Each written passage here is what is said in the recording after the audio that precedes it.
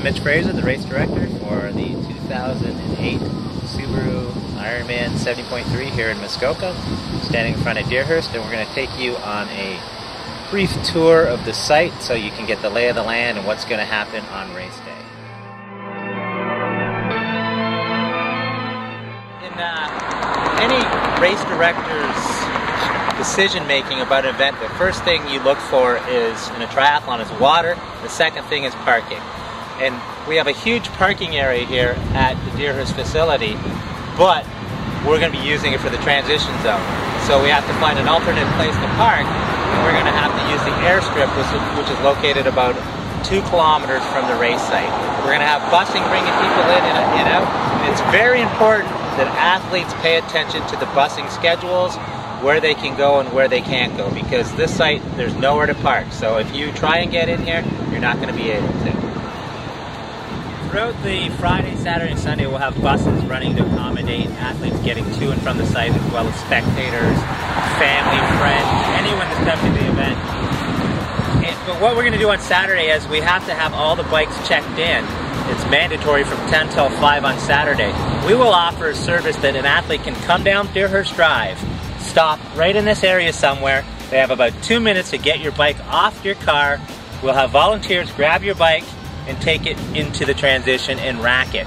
If you haven't registered, we will rack them out front here, the bike exit, and when you come back out, you can put your bike stickers on and do all the things you need to do for your bike and take it to your area.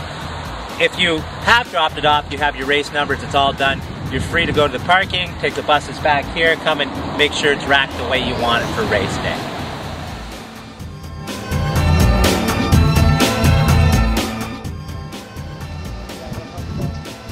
When you come to register for the race, this is where you'll enter. It's the sports entrance into Deerhurst Resort. When you go into the building, follow along, and there's stairs going upstairs to the tom-toms. That's the sports area at Deerhurst Resort. We're going to travel down the corridor here to the stairs to show you how you get up to registration. Pretty steep stairs, but we think you can handle it before the race. On the left here, this will be where the Sports Expo is.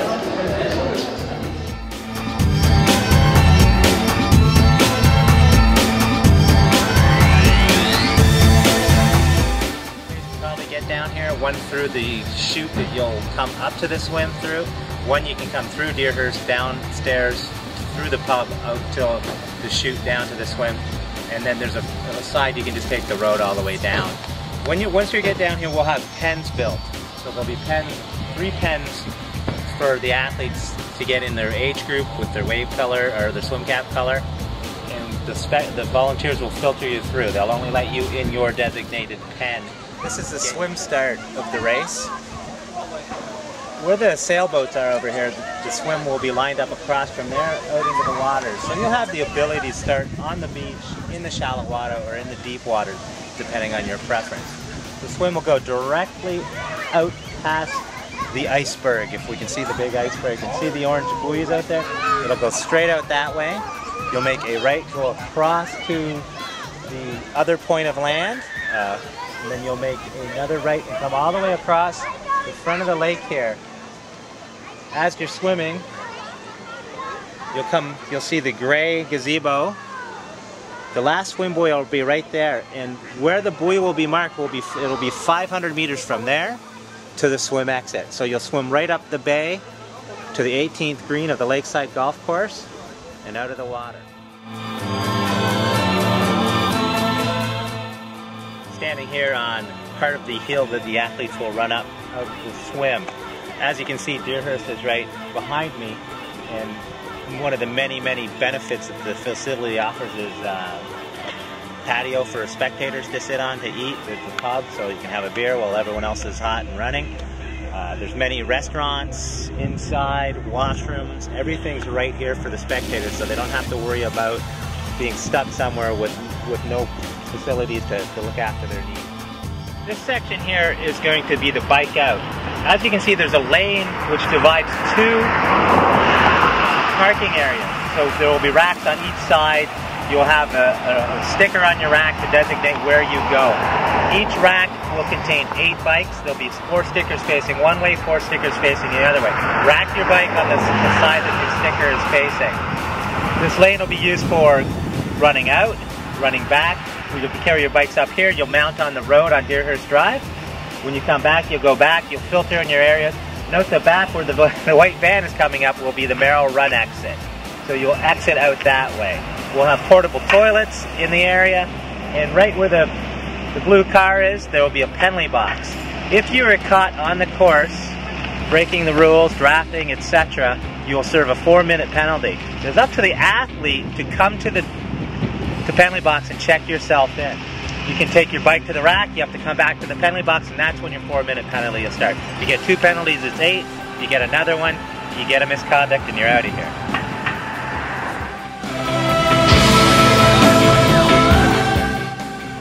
We'll talk about the bike course right now. In this process, we've been battling to get roads paved. We're doing our best to patch all the holes, but this is Muskoka, and the roads do take a beating, but there's areas that have been completely paved. An entire road that's never been paved before is being paved for the race. There's one section, you'll come down Burnell Road, where it's a really hard right, so athletes have to pay attention there. You need to slow down.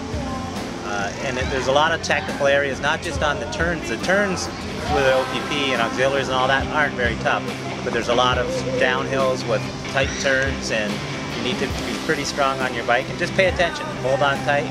There'll be 2 bottle exchanges on the course. One will be in Dorset, which is going to be the high point of the race for the bike. You come into a little town, there'll be people going crazy, there's a little humpback bridge you'll go over. If you have time, make a quick look to your right to the beautiful scenery.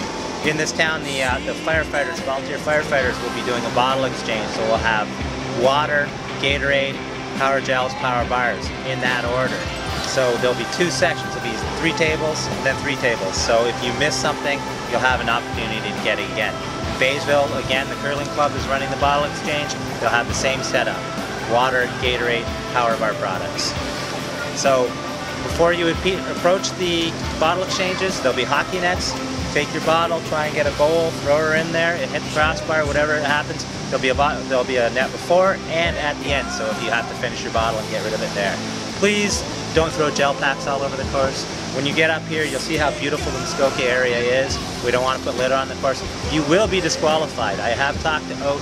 It's an automatic disqualification for litter. The integrity of this fantastic bike course, we are a little bit long, so we're giving you a little extra for your money there. It's probably about 94 Ks. So that 4K isn't an excuse. You need to have trained for this course. We're not going to kid around here. This is a tough bike course. You have to have trained, be fit. If you're like any race, we'll have the dismount mount line for the cycling, so you get off and on at the line. You've come back to the race site, to Deerhurst. You've got off your bike, you've racked it, now you're running out. You're going to run right down this path right here as the Subaru Tribeca goes by. Very nice. So there'll be a tower here. They'll say Merrill Run Course. There'll be barricaded chute all the way along here. You follow it all the way along the outside of the transition zone, out to the road, and you'll make a left on Deerhurst Drive. As we're panning, you'll see the opening up there. That's the run. You'll come out there, make a left, and run all the way out onto the... On site during the race while it's going on, Cogeco is a sponsor, and they have the Cogeco Interactive Zone to be located inside of Deerhurst. So people can go check live results as the day progresses. There's a phone, there'll be phone lines, so you can call anywhere you want to talk about the race, you know, update people about your husband, wife, friends doing the race, and it's all a service provided for free by Cogeco. So it's a great benefit to the race and keeps everyone tracking the athletes. Standing on the balcony of one of the restaurants which will be serving breakfast, lunch, and dinner during the race for all the spectators. And we're just panning along, showing you the golf course that you'll be running on. The swim exit currently will be between those pine trees there. The grass area will be barricaded, and this will be where we'll have the wetsuit peelers, which everyone in Huntsville is very excited about doing. You'll come out of the water, they'll peel them off if you choose that option. And you'll follow the cart path past the 18th hole there, the green, you can see it, and it winds up the hill all the way to the transition zone. Jen's going to pan back to the left. You can see this parking lot. That is where the finish line is going to be. I'm gonna go an apple or a pear.